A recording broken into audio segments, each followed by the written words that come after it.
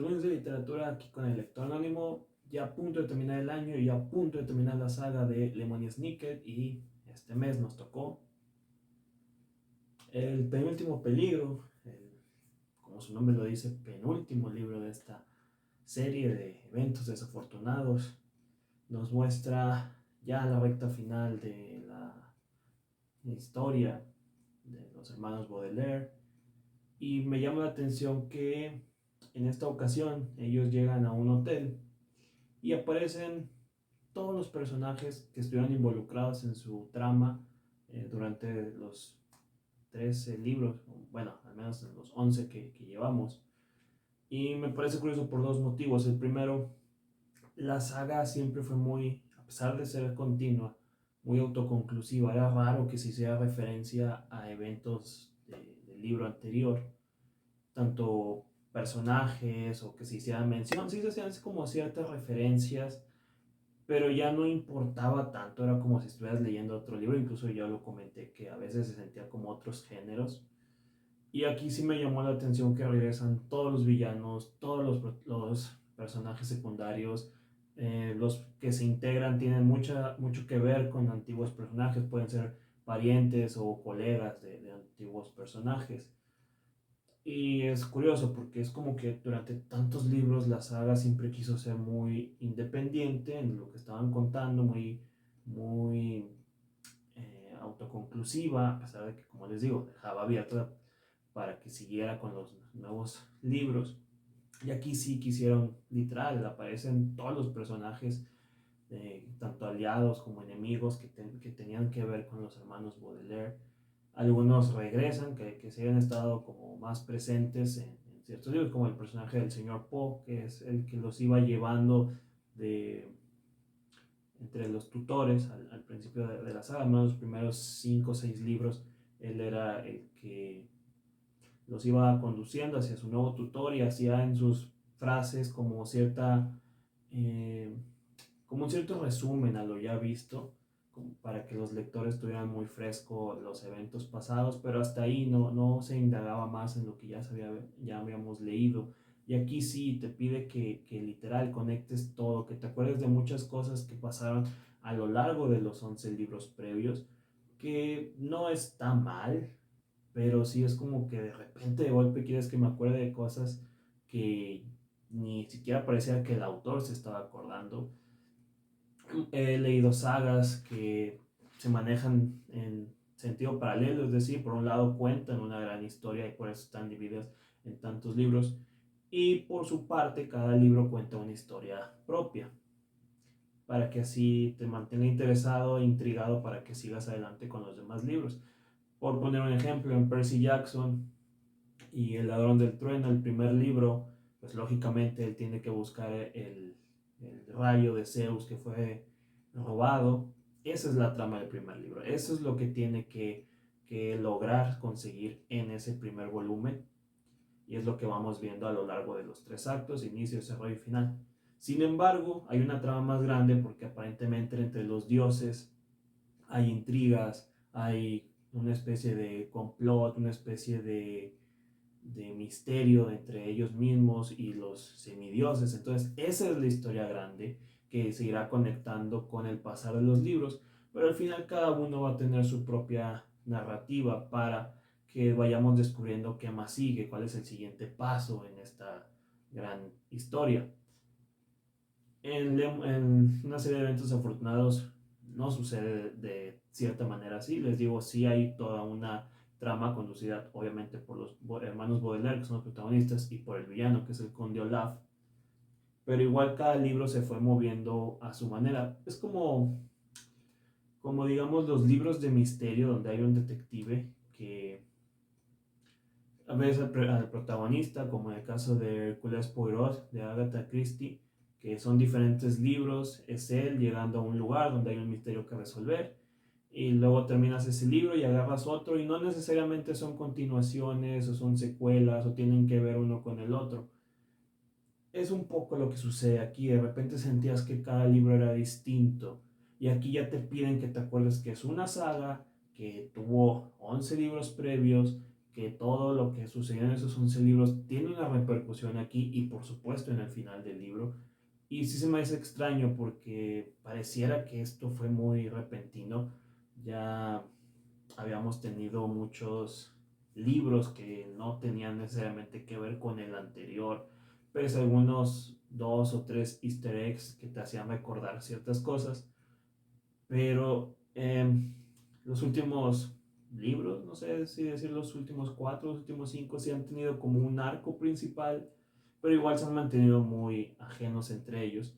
Y aquí, como les digo, como regresan tantos personajes del pasado y se abren como de nueva cuenta muchas tramas que ya hemos visto antes, sí se me hace curioso, porque, pues no sé, me recuerda a casi todos los libros, digamos un libro normal, que no es continuación ni nada, uno o dos capítulos antes del final, o del clímax, mejor dicho, te empieza como a recordar a todos los personajes y todas las tramas que hubo a lo largo de toda su historia.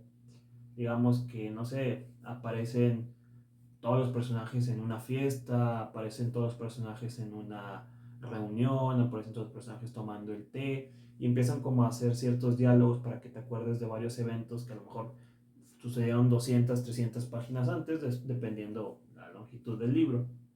Entonces, eso es muy común en varias novelas, en varios libros que pues a lo mejor son más gruesos y tienen que hacer ciertas cosas. Entonces, aquí se siente como esto, se siente más un capítulo que un libro, un capítulo alargado, porque también no sientes que suceda nada.